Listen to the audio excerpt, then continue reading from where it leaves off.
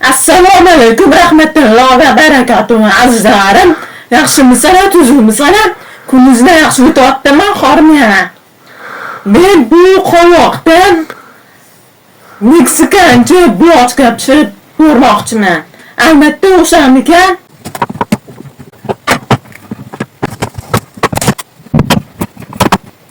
Qovog'imizni ustini tozalaymiz, hamda qovoqni ustini tozalab chiqdim.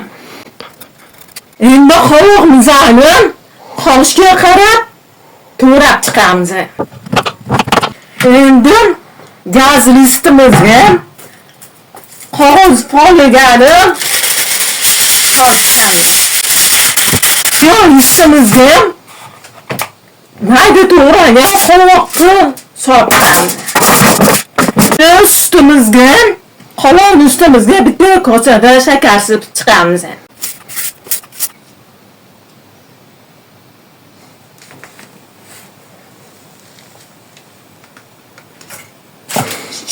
Shakar sepilgan qovog'imizni shakar sepilgan ustiga endi foligani yopib chiqamiz.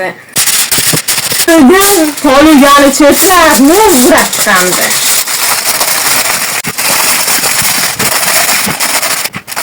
Gaz pechga qo'yamiz. Qovoqni gaz pechda 2 soatda pishirib oldim. Idishimizga bitta kosa yuzilgan qovoqni solamiz. Qovoq ustiga 1 litr sut solamiz. Sutni ustiga bitta dona tuxum chaqamiz. 200 gram yuritilgan margarin solamiz. 2 osh qoshiq droga solamiz.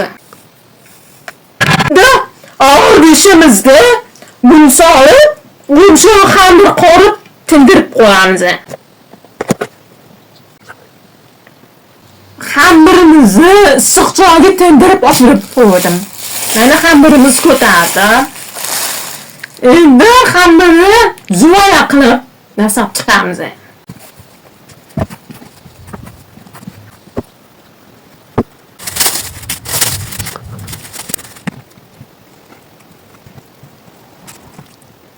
Ustimizga tuxum surtib chiqamiz. Og'izimizda sedana sepamiz. Gaz pechda 45 daqiqada pishirib chiqamiz.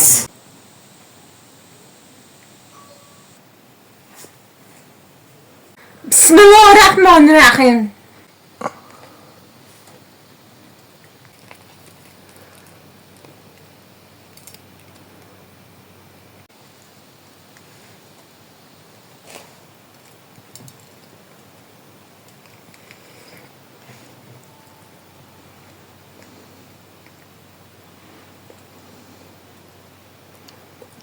Juda mazali.